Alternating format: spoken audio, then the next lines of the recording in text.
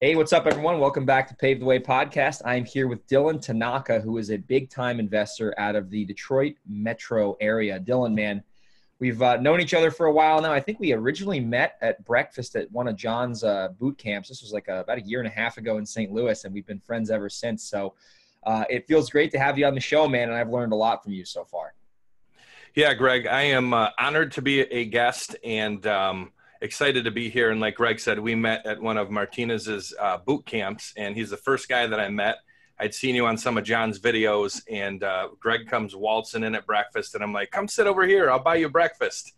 And he let me buy him breakfast, of course. We sat down, we jawed a lot about marketing and sales, and I think I hope he knew from our initial conversation that I kind of love that stuff. And I think our fun friendship kind of blossomed from there. That's right, man. Now we have each other's mailing addresses and we send each other stuff. So it's always Listen, nice. I got props already. Oh, This guy, he sent me a couple books. You guys all know Greg's a crazy reader. So he sent me this book and another one. This is a great book. Skinny on Willpower. Skinny on Willpower. Yeah, it's Yeah. an awesome book. That's a good book, man. That's a good book. I like the simple books, man. So awesome, Dylan. So let's kind of get into a little bit of your background. How did you get started? Sure. You've been doing this for a while, and we'll kind of go into the next segment after that. Yeah, so I started way back in 2003, long before the foreclosure boom. And I started buying rental properties in my mid-20s. So I was a little bit older than you because everybody knows Greg's a young stud in this business.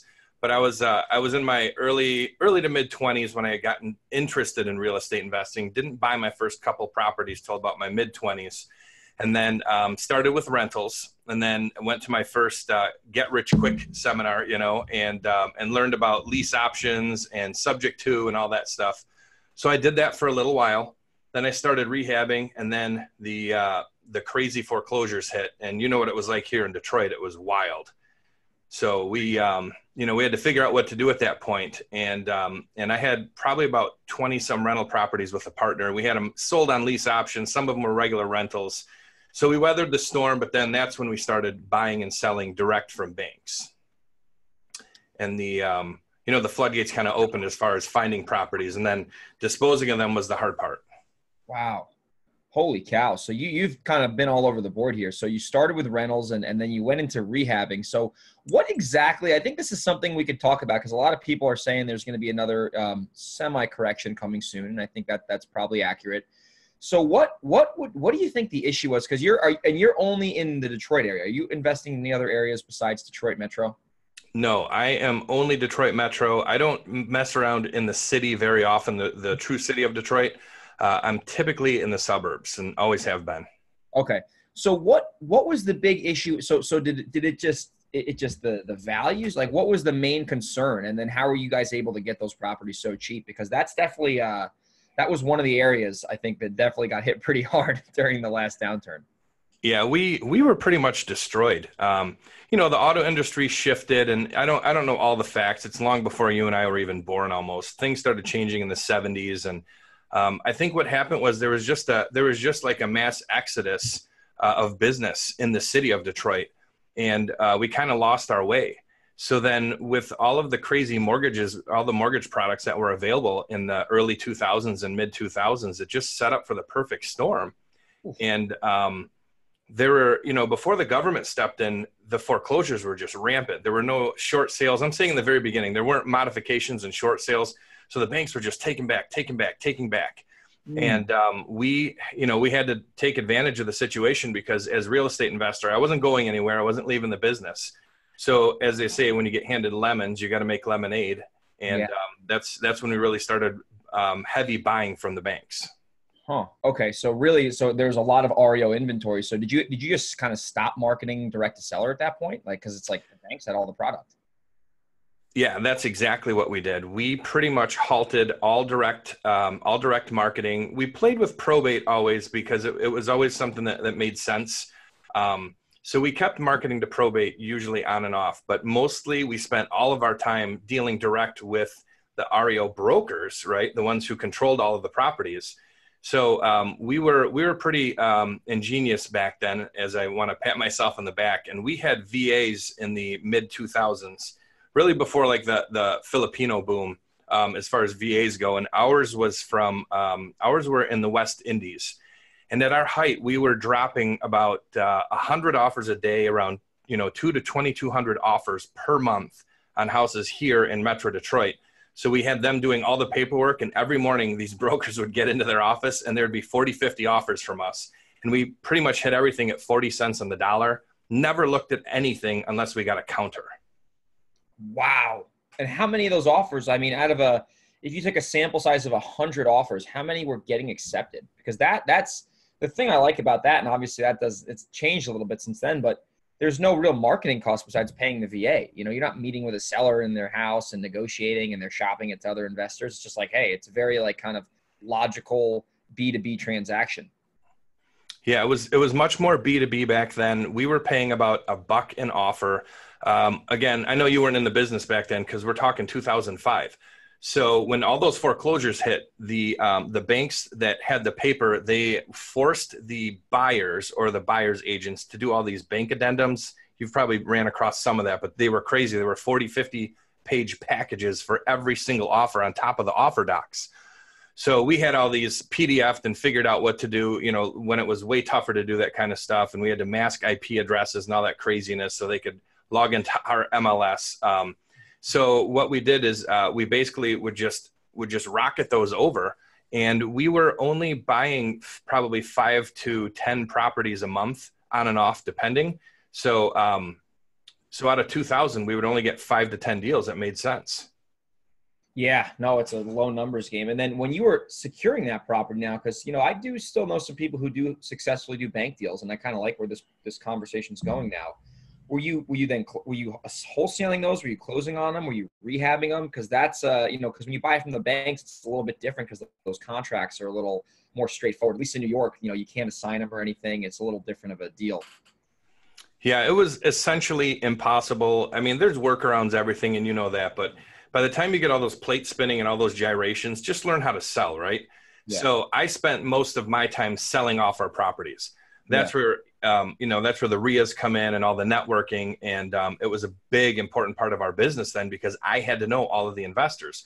So we took down every single deal. There were times where we might get like a deal accepted in an LLC and you can sell the LLC, some of those tricks. But again, we had the funding and we had the backers, so it didn't matter. So we took them down, and sometimes I would have them sold long before we even closed.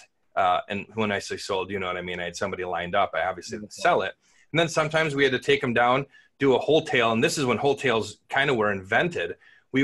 I used to call it de-stinking the properties because we had, you talk about turkeys all the time. We had properties that were vacant for 2 and 3 years. And you know what it's like in New York. You go through a winter. Yeah. If you go through a winter and a house has a birthday and it's vacant, that's a big problem. How about 3 birthdays? And it was a hot house to begin with, just nasty. So we would clean these babies out. We'd pull down like all the old window coverings and pull out all the bad carpet because remember, we weren't selling on mortgage. So it was cash. Yeah. So I would literally de-stink the property. We'd send guys through there and just whitewash it with kills so it didn't smell. We'd get light bulbs on. We'd maybe turn the plumbing on and that kind of stuff just for the wimpy onesie twosie guys, who weren't buying a ton of properties. So they would go in there and they weren't afraid. But our budget was 2,000 was really high. So we would spend 500, 600, 700 after we took it down because once we had control of it, there was no reason not to try to make more money. And then basically we would either sell them with a sign in the yard. I would literally just write a bandit sign out. I'd put the price, I'd say cash. And then I would just say, call me. You know what I mean? So I'd have a guy call me, like your uncle would call me and go, hey, I've got this great nephew, Greg, and I want to buy a house for him. He's in college. And, what's the scam here? Because how is this house $50,000? I paid $150 for mine, in a normal blue collar Detroit neighborhood. And I'd say, listen, pal, there's no scam. Lockbox code's 1234. Go in, check it out. If you're interested, call me back. Bam. Shut the phone. This is when we all had flip phones too. So it was fun. Right. Before the iPhones. That's fun. Yeah. So slam the phone down and he'd call back and say, well, what's the deal here? And then, obviously that's when the sales started. Get them to the title company, get it closed. And that's pretty much how I sold every property. We did put some on the MLS because I'm an agent. I had a partner at the time. He was an agent. So you'd use the MLS when it made sense. But a lot of times, by the time sometimes we took it down and then relisted it, it would be listed for more. We didn't do a lot to it. So you know how the agents get all weird about that stuff and like shield their buyers from it. So I just went direct, and I sold probably 40% of the houses to homeowners. They were not investors. They were, like I said, the uncle who wanted to buy a house for, you know, his nephew or niece, or dad buying it for the daughter, and they're going to rehab it and just get a really, really good deal, pulling money out of their 401. That's awesome. And I like how we kind of started the episode with this kind of topic, because you're like wholesale, you know, you're basically, you know, the market that you're in, you know, the market changed. And then instead of you being like, oh my God, it doesn't work in Detroit anymore, I'm going to Chicago. You're like, hey, no, let's adapt, let's adjust, and let's make sense of this market. Right. So that's a big takeaway for everyone listening. You know, if you're in this business, or if you're in any business, you know, when stuff out of your control happens, you want to make sure you take that, process it, and then adjust accordingly. And Dylan obviously did that successfully. So Dylan, you know, as we fast forward, obviously that, you know, kind of went and came and went. What does your business look like today? Like, what do you do? And I want to talk a little bit about your wholesaling operation. Then I want to spend some time on kind of like a deal dissection, you know, on this subdivision deal. I think there's a lot of lessons we could talk about on that the listeners will get value from. So let's kind of start with where you're at now with your just residential flipping business. Yeah. So after the foreclosure boom, which I coined that phrase, and we'll talk about like RIA later and all the networking that you and I both do. Yeah. So then I called it the foreclosure bounce. So then we were able to go into the really hot gentrifying neighborhoods outside of Detroit, where all the young people wanted to live, and they would overpay and they would make illogical decisions when it was time to buy. And I started rehabbing. I'll go through that really quickly. So that went on for a few years. Then everybody jumped back in the market. Then I started tearing down in those neighborhoods and building completely new, because again, I got out of the you know, hustle and bustle of every other investor who can buy a 150 rehab. Now I'm doing $500,000, $600,000, $700,000 new construction deals in these gentrifying neighborhoods. So that's what I did up until, I still have a few of those going, but then right around 2016, there's kind of a hard / private money lender here. He's not institutional, and I've known him for a long time. I actually got him started in the business, and he tells that story, not money lending, just as an investor. So he and I had coffee, and he says, Dylan, he says, why don't you wholesale anymore? And I said, I'm doing these big construction deals. And like, I was all in, Greg. I mean, I was still running my RIA, but I wasn't going to the RIAs. I wasn't talking to guys like you. I didn't know, you know, about all the different CRMs and like all the just technology that changed over those like 7 years since the foreclosure days. So I'm just like, you know, I just don't want to hustle anymore. It's a pain. Wholesaling's a lot of work. So then he said, well, I want to tell you something. There's guys here in Metro Detroit making 20 and 30 grand on wholesales. So I said, yeah, I said, they're taking them down. They're wholetailing them. I said, I might as well just do my big rehabs and new construction, because you'll make more money. It's more predictable. And I was set. I had a crew, you know what I mean? I was in that zone. I was in that lane. Yeah, so that's like you telling me, you know, you need to flip in Texas right now because I'm doing virtual wholesaling. So now I stop everything for a week and start marketing to Texas. Yeah, right. Like, you can't chase those shiny objects. But I love wholesaling, because to me, wholesaling is the only way. This is my belief. The only way that I can build relationships with people long term, because you can't build them with sellers. But I built them with buyers over all my years wholesaling during the foreclosure days. So he brings this up to me, and I'm like, well, what are you talking about? And I said, they're buying them, they're closing on them, they're reselling them. And he goes, no, these are assignment fees. And I said, I'm at Starbucks. I'm like, ooh, really? $30,000, $20,000 assignment fees. Now that's not every deal, but that's bigger than it ever was in Metro Detroit. And it was because the market was good. So it was hard to find deals again. So I said, okay, well, let me look back into it. And, like that day I went back home to the office, and I'm looking things up, and I kind of stumbled across like Brad Chandler, like when he first came out with this podcast. Yeah. And then I fell upon like I said, all the different CRMs and tools we can use now. And I'm like, this is everything I wanted to build back in the old days. I'm like, I can't believe what's out there, all the weapons that are out there to help us buy as wholesalers. Yeah. And I'm like, that's it, baby. I'm all in, because I love building like, you know this, I'm a relationship guy.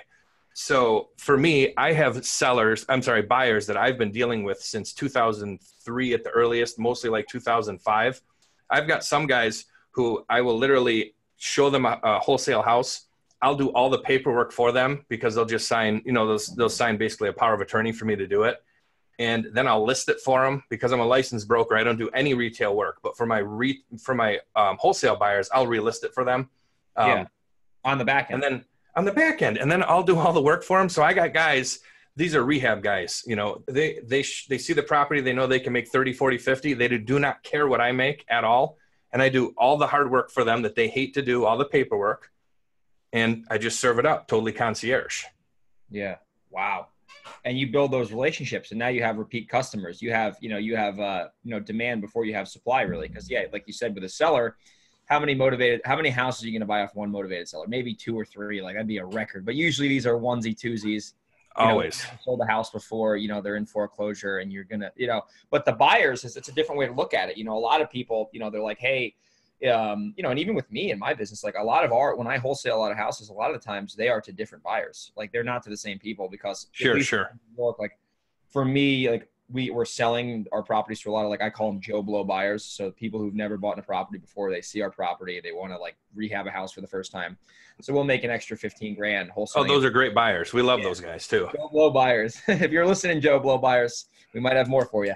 Anyway, so are you only, before we get into some of the other deals you're doing, so what does your wholesale business look like today in terms of, like, a little bit of marketing, and then kind of like just kind of your deal flow, and then we'll pivot into the subdivision stuff? Sure. So after getting in, learning all these different systems that were out there now, I have an acquisitions guy. We are marketing. We're only doing about 10,000 pieces a month direct mail. I've been doing direct mail since day one. I'm an old Dan Kennedy guy. I love copywriting. I love the psychology of sales.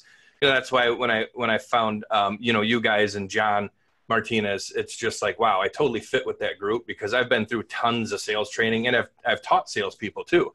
So I just love the psychology of it. So I do a lot of direct mail still for me.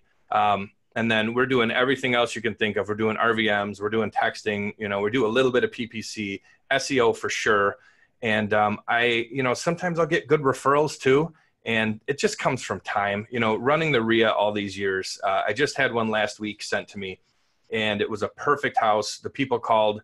I was actually down in Texas at our Investor Fuel. Let me try to do this backwards. Get together there. So I did dress up for Greg's podcast. Everybody, I'm wearing a tuxedo for you who are listening and not watching.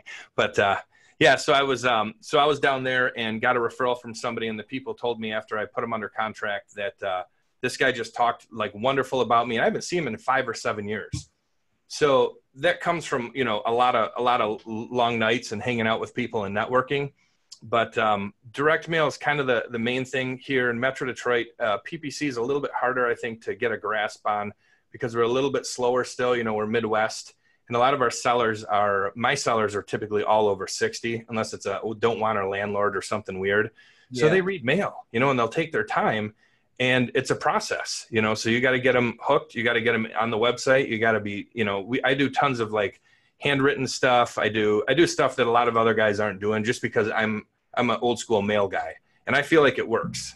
It does work. 100% mail works. I feel like mail will always work, and everyone's always like, "Oh, it doesn't work." Oh, it's like, no. It works. The best deals I've probably bought, and actually most of the best deals I've bought have always been off mail, or at least the cleanest ones, like where there's no title. Like they get your postcard, they call you, they want to sell, they've gotten 6 postcards from you, they know you're obviously serious, and you just do the deal. And I like direct mail because it's predictable. If you send X amount of mailers, you're going to get X amount of calls. If you get X amount of calls, you're going to get X amount of leads. If you get X amount of leads, you'll make X amount of offers. You make X amount of offers, you get X amount of it's a funnel, right? And very simple. Yeah, it's very controllable. So before we get into the real the deal dissection today, what are you only assigning these deals off of mail? Or are you closing on some of these now like you used to do, and like doing some light rehabs and wholesales? So I would say 90% I'm assigning. So I never hit title or anything like that. I don't have a problem with doing wholesales, but on a lot of these, I'm just able to assign them. So I prefer to do that. I do have a couple of rehabs going right now where it just makes sense. I bought a couple houses from one guy. They're on the demo list. Had to get them cleaned off, removed from the demo list. I'm in right now for, just to give numbers from the Detroit area, I'm in for under 50, and I'll probably pull out 60. Oh, wow. So it's a good return, right? I mean, it's not astronomical like wholesaling can be, but if I would have wholesaled those properties, I probably would have only made 15 or 20. So I tripled it. I had the money, you know what I mean? So why not take the time? And they're very simple. They're like $120,000 homes. So very affordable. And that's what's selling right now, and at the time it was going to be a spring or summer list. So for me, it's perfect, and I list them myself, and it's just really, really easy to sell. Yeah, yeah. You're not getting into complex stuff and high-end expensive homes. It's all just Not at all. maximize the profit. I love it. I love it. So that's a good little overview from you and your business. So let's kind of pivot into this deal breakdown, because I know when we first met, you were telling me about this subdivision deal. So I'll just kind of let you kind of break it down. How did you come about it? What are you doing? And what does some of the financials look like? Because this is stuff that I'm always very interested in, is like, besides just wholesaling and closing and flipping, like I like kind of more advanced deals, complex deals, stuff like this. I think for some reason it excites me. And there's actually a land deal I'm working on right now it's not like yours, but it's kind of similar, I guess. So I'll just kind of let you like kind of unpack this thing, and then we'll kind of go back and forth about it. Okay. Yeah. So pretty simple. I have a partner in the deal. He has been friends with he was friends with a guy who had done some small developing, in the suburbs. For those people who don't live in cities, a 25 or 50 house subdivision is not a big deal. And from a development standpoint, to guys like Greg and myself, 25 or 50 houses, that's a lot to bite off, right? Yeah, For a single person. So this project came in at 27 units. They're condos, and they're not buildings. So they are duplexes. They're 1,800 square feet with walkout basements, all brick. So they're like big, giant 4,000 square foot houses, basically. If you look at them, the building is like per dwelling, you mean? Yeah. So each dwelling is only 1,800, but you're building like a 3,600 square foot house, basically, because they're all duplexes. Okay. So it was a project that had slowed down way back in the day, 15 years ago. And there was, this finite number of units that could still be built. So all of the big guys aren't interested, because by the time they park in there and they get everything going, and it just, there just wasn't a big appetite for it, because to have a model, it was going to steal too much of the profits. And, it just didn't make sense for the big guys. So my partner hooked up with the guy who got control of it, and they brought us in. And this stuff, Greg, takes years. So it's not like 3 months, it's like 3 years, because we met a year and a half ago and we're just selling our first unit right now, like next 2 weeks from now. So it takes a long time. So we worked the numbers for a while, and he brought us in basically as builders, and he owns the land, and we make a profit on the on the profit of the construction. And that's how it typically works. With a developer, there's a lot premium, that kind of thing. And then there's basically anything that you want to figure out with them and negotiate and put together. So for us, that was our foray, our start into development. And you're always nervous, because as the economy changes and you commit to building 27 units, and the most you've ever done is 3 or 4 in a year, it's a lot. So it's a three-year project. Risk, yeah. So so basically it came in, and each unit is going to sell for between like $3.25 and $350. So you multiply that by 27, it's a $10 to $11 million retail project. That's retail sale price. So it's it's pretty healthy. It makes people excited, because agents can make money, title companies can make money. So there's a mortgage guy involved. So there's a bunch of good stuff happening that way. But the crux of it is, we've got to sell these units and pre-sell them if we can, while doing a few on spec, and get out of there as quick as humanly possible. Oh yeah. And that's just the scary part. And me being in this business since 2003, I've seen the ups and downs, and I don't think it's going to ever crash like it did, at least not for, not this cycle, because it's way harder to get mortgages the last 5 years than it was 15 years ago. Yeah. But, as it does correct, you have to be careful. And where this project is for us, it's about 34 miles north of Detroit. So most of the folks coming in and buying are empty nesters, and they're paying cash. So they don't care about appraisals, and it's all appraising right now. I'm just saying in a worst case scenario, they don't care about appraisals. All they care about is they want a big giant ranch to retire in, because they're moving in, ranch meaning one floor property, one floor house dwelling, because they're coming, a lot of them, from like 4,000, 5,000 square feet with like 10 or 20 acres. Yeah. Because it's a little bit further north. You know what I mean? Yeah. Wow. So that's interesting. And there's a lot of good things that you mentioned there. So the question that a lot of people probably have is, you're very familiar with wholesaling, rehabbing, spec building, and now you're kind of taking all that and you're like kind of blending it together on a more riskier project, just development, speculation development. What in the heck are you doing to finance this? Like, what is the financing on this project? How are you financing this? This is an expensive hold, I'm guessing. And the thing that development, it's like, if you go buy a commercial building and you get it rehabbed and you get it rented out, at least you have income coming in every month now, and then you can sell it down the line. With development, you don't get paid until it sells, right? That's why rehabbing houses can be a pain in the ass, because you're not going to have a tenant in a construction project. It's like, it's going to sell, and then until it sells, it's a liability at that point. Yeah, that's exactly it. Definitely a challenge. So we had to bring in some of our own cash. We brought in a little bit of bank money too. We were able to get a credit line, and then basically as we build, we can take draws from the buyers in just a typical construction scenario, and you just have to keep it rolling like that. So everything's about timing. And the great thing is a lot of our buyers are cash, like I said.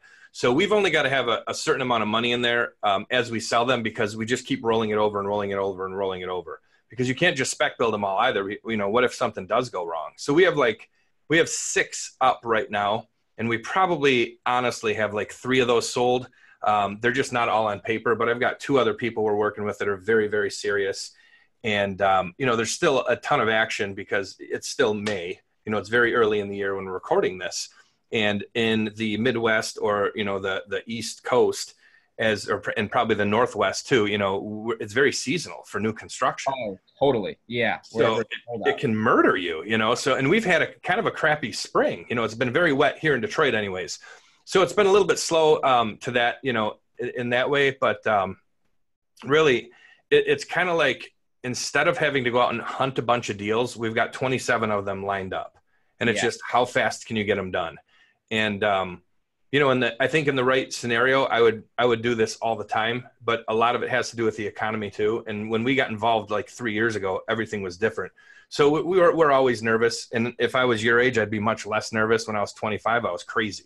I would take any risk because I just wanted to do deals, especially like my first year in the biz. Now I'm a little bit more cautious. But again, that's why I pulled out and went kind of headlong into wholesaling again, because when times get tough, wholesale buyers will always buy, because your investor guys will always buy. Always. They're just going to buy a little bit less than what it was worth before the correction, right? And so are we, though, as wholesale sellers, right? We're going to buy it less. And, that's really, to me, that's what it's all about. That's why I love wholesaling, or just dealing with private sellers. The toughest part is it's a job, right? So if you don't buy a 200 unit apartment building and you wholesale your whole life, you're working every single day. So you've got to diversify also. Absolutely. So I'm glad you brought that up. So what are kind of like, you're a master, at the market cycles, buying and selling. So what does the future look like for Dylan in terms of like, where do you want your business to continue? You're very experienced. You've been doing this for a while. That's why I really wanted to get you on the show. You're a fantastic relationship builder. So what are you doing in terms of, or what are your plans in terms of long-term cash flow? Do you want to keep scaling out your wholesaling business to make it more automated, or do you want to get more into rental properties? It doesn't have to be single family homes. Just what are your kind of future plans, with all your real estate experience that you have? I think, looking out over the next 3 years, there's a lot of houses that I call it giving them away. So I'll buy a house on seller financing and I give it away because I'm going to make $7 or $8 grand on it. And for me to cash flow that $7 or $8 grand, it's like 10 years. Yeah. Except now I'm 40, I'm 42. So when I was your age, I would have 15 or 17 years of that. Now we went through the foreclosure boom. So a lot of that, got erased from a lot of guys. But I think holding single families can be a pain, but I've been a single family guy my whole life. I did buy and sell one 72 unit apartment building in the subs. So the other thing with that also is I think right now, and maybe always, you need to be syndicating if you're going to look at multifamily, but cap rates are so low right now. If you're not going direct to seller, it's really, I know it's not impossible, but I'm not going to fight that fight because it's totally uphill, right? Totally. To get deals on multifamily right now. Saturated, yeah. Yeah, so I'm going to wait till that correction, if that happens again, to probably look more serious into multi. But I think I do give away some really good properties that I should keep, because it's like, listen, I can make 10 grand and I send out 30,000 more postcards, and I literally know what I'm going to make after that. And then you just get addicted to the turn, and I love it. And again, like when I restarted wholesaling kind of full time, it took me a good year and a half to get my sea legs again. Now I feel like I'm running at full speed, especially building my buyers list again back up, and running the Facebook group I running my RIA. So it's like I can literally sell. I've not given one contract back since I started again. And when I was down at Investor Fuel, I was getting a text from another investor, and they're literally swearing at me saying, "Why don't I have any of your deals from this specific city?" And he's like cussing at me because there's just not any deals out there. So I have people, like you said, my buyers are lined up. I know what I can make before I even put a house under contract. And that's not every single time, but I would say that's probably 75% of the time. That's amazing. And it's having the demand before the supply is so important. Like, it's beautiful. Yeah. And that's like the gold, for listeners to kind of, know. I mean, there's a lot of people doing virtual investing. I do some virtual investing, but I actually do a lot more investing now in my own backyard where I'm from in New York.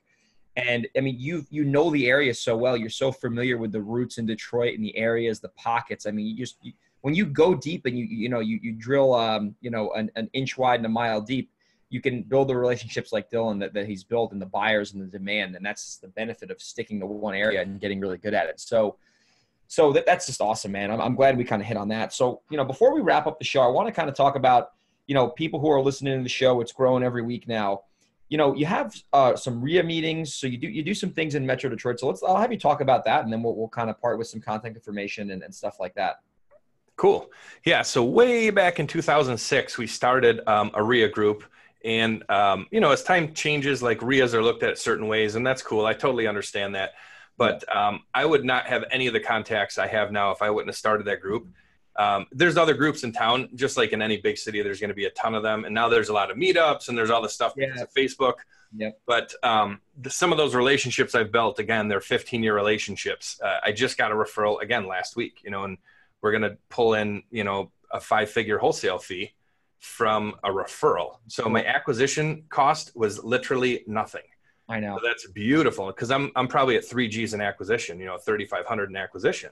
So now if I make 10 or 11 on that, I'm really making 15. So the one thing that I can tell people, especially the younger people, and I yell at, and I like to yell at them. I yell at the young people all the time. I do high school mentoring. So I'm always hanging out with like high school kids and like the young guys. That's why you and I get along, Greg, because I'm like, I have mentees that I've been helping that are like 5 years older than you, because I've been doing that so long in high school. So when I get new people at the RIA or people I meet at other groups or whatever, I just tell them, like, you got to be belly to belly if you're going to be in business, in the town that you're in, especially as you're first starting out. Not everybody can do virtual stuff and all this stuff they talk about on the internet. You got to be belly to belly. So you got to be out there. You got to be talking to people. So we started our RIA way back in 2006. So it's been around 12 years now. And there's guys and girls in there that I've been friends with for that long because, we built it, and spent time with it. So it's still going strong every single month. And I've gotten deals from there. I got my worst turkey from there. I don't know if you want to go over that. Let's unpack it real quick. You brought the word up. So I said, we'll learn from your mistake, right? Everyone will learn for free on here. So we might as well do it. You open Greg's definition of a turkey is a crappy real estate deal that you lose money on. I learned Jim Randall. Yeah, that was Jim Randall, Confessions of Real Estate. He dropped that, and I'm like, wow, that's a really good name. And listen, you sent me that book too, so I do appreciate that. So worst deal ever. A guy from RIA brought it to me. It was previously about a $1.2 million house in a really, really ritzy neighborhood, 4,000 square feet first floor, 4,000 square foot finished walkout basement on the golf course. He told me we could get it for like 600,000. And I'm like, nope, not interested. This is going back to like 2014. So for us, it was just really, really turning around. I'm like, no way, too much risk. I'm like, tell your seller 550 land contract. So then this went on for like 6 months. We ended up getting it for 425 on land contract with 25 grand down. She owner financed it. Sorry. She owner financed 400 grand. We gave her 25 grand down. We were going to have to put about 60 to 75,000 in just to do paint and carpet and make it kind of mortgageable again. Yeah. So it wasn't in bad shape at all, but it just wasn't kind of up to code. So we went in, we did all this work, and I listed it for 750. So I was going to hit a home run. So the guy who comes in to buy it happens to be an attorney, and don't ever sell to an attorney, right? I have a lot of attorney friends. So we take the deal, and this guy who I partnered with, and this was like 6 months, he was begging me. And I'm like, I don't like it. It stinks. Yeah. Finally, at 4.25, 25 grand down, we're going to sell for 750 after putting 100 in. It's 100 grand into it. Yeah. Yeah. So here's my home run, right? My home run turkey. So an attorney buys it. We go under contract with an attorney. He does a bunch of research. He finds out that our seller was sued for mold for the same property. She buried it all. My partner in the deal got a home inspection. I've never had a home inspection in my life, not once. He got a home inspection. The home inspector didn't find any mold or anything. So now this guy wants to get out of the contract. He goes to the city and the county and tells them that the house is riddled with mold, which wasn't true. It was on the MLS. It was on the market. Yeah. He gets it. The health department comes in. We basically get locked out of the deal.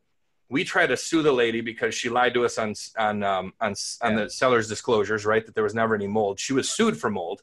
Yeah. And it just became a giant debacle. I had multiple attorneys look at it. One of them was even able to talk to one of the judges, and they basically said, even if you win, this lady has nothing. So your best bet is just to walk away. That's just your best bet. So we literally had a hundy into it. I walked away, so I was negative 50. And I went from positive like a hundy to negative 50. But that's what you get, because this is literally what I said. So you guys know I'm from Detroit. So I walk in, and this great room is like 40 by 50. It's overlooking this beautiful, beautiful golf course. And I'm like, this is the house that like Kid Rock or somebody should buy to have like parties in. Because it was ridiculous. It was just crazy. The whole thing was windows. It was beautiful, right? So yeah, that ended up being a 50K loss. Wow. That's why I don't partner with new people, and I don't ever let greed take over, because every time I do, it costs me, whether it comes out of pocket or I make less because of it. Yeah. Don't let greed take over. Be smart. If your mindset is transactional, move the properties. Don't get greedy. So you got grit. So did you get the health department stopped you right in your tracks, and then you got everybody. This guy, this attorney and this guy was wicked. This attorney suing us. He's saying that we were in cahoots, blah, blah, blah. It was just crazy. And I'm like, why did I get into this thing? So you just parted. You just said, screw it. You're going to take your losses. What happened to the property? The seller. We deeded it back to her and lost all of our money. And what'd she do with it? Did she sell it? Did the house? Did you ever? No, she let it go into foreclosure, and somebody bought it for like $300 and then resold it for like $900 after they rehabbed it. Oh wow! So wow. I was the wrong guy in line. I needed to be the last guy, the second to last guy in line, and we were the first, the first guys in line. So, and again, I saw big dollar signs in my eyeballs, and that's what happens. Holy cow! One more question, and then we'll wrap up the show. Was it free and clear, or did she take a wraparound with you? Which is just when the wraparound mortgage, before new people probably like, what the hell is that? A wraparound mortgage is basically when the seller already has an existing loan on their property, but then they create a new loan with the buyer that wraps around the first loan. So basically when you make the mortgage payment to the seller, part of that mortgage payment that you make to the seller, they're making to their original lender. So that's all a wraparound mortgage is. So it gets even hairier. So here's what she did. She bought it through equity trust. So she bought it through a self-directed IRA, for those of you who don't know how that works. When you buy a house, you're not supposed to work in it, right? And you're not supposed to live in it. Well, she was living in it. She owed like $250 to her IRA. So it was a wraparound. And then that attorney that we were selling it to found out that she was previously living in it. So he snitched to the IRS on her. Oh, it was a giant mess. This lady was a scam artist. It was a giant mess. So I took my spanking and went home and never jumped into that pool again. Holy cow. I'm so happy you opened up that can of worms, man. I think this is like, people are going to be like, wow, what an amazing story. I mean, between the subdivision deals, I mean, you have just so much experience. This is why I really wanted to get you on the show, man. I love to, I mean, you and I could talk about this stuff all day, just mistakes, lessons, wins, everything. It's amazing. It just, for me, it's fun. And for you, it's fun. So I'm sure the listeners have gotten a lot of value today. So Dylan, if people are either in Metro Detroit, or if they're not in Metro Detroit, but they want to get in touch with you, they're like, oh my God, I want to do some deals with Dylan that are not like this golf course deal. What would be the best way for people to find your RIA? And then what would be the best way for people to reach out to you personally? Sure. Best way to reach out to me personally is you can go to Facebook. I'm locked up with friends, of course. So you can go to Facebook, or you can go to the Dylan Tanaka in Facebook. And if you are in Metro Detroit, or you want to invest in Metro Detroit, you can go to our Facebook group, which is Michigan Real Estate Investor Network on Facebook. And basically it's just a group that it's a bunch of people buying and selling properties together. And it's a great way to, to meet people here if you're investing from out of state or if you're new here in Michigan too. So that's what I do. All I do is network and hang out with investors all day, every day. MichiganRealEstateInvestor.com, or what's the website? I'm typing it in right now. It's the website's not totally finished, but it's MichiganREINetwork.com. Okay. Michigan REINetwork.com. Network.com. Awesome. Yeah. Well, I'll make sure that's in the show notes. Beautiful. Awesome. Well, Dylan, thank you so much for coming on the show today. Oh, it's loading right now. Man, it's been great to be your friend, and I'm looking forward to seeing you soon. And, man, thank you so much for being a guest once again. Everyone enjoyed the episode. Yeah, no, I really appreciate it, Greg. And if any of you guys, if this is your first time listening, make sure you connect with Greg. Listen to the stuff he talks about. He's a young guy. He's smart. He's going a lot of places. He knows everybody. And he's one of the wisest people, really, I know in real estate investing, even at a younger age. So make sure you connect. Make sure you subscribe, because he's going to have awesome – nobody is as connected at their age as Greg is in the real estate investing community. So he's going to have just a ridiculous amount of awesome guests on here. I'm probably the lowest on the list. So make sure you get connected, because he's a great guy. And I will see you next time, Greg, in California, right? I think San Diego. That's what it's looking like. Yes, sir. I mean, I basically split time between Cali and New York. So East Coast, West Coast boy. Well, Dylan, thank you so much, my friend. And we'll talk to you soon. All right, brother. Take care.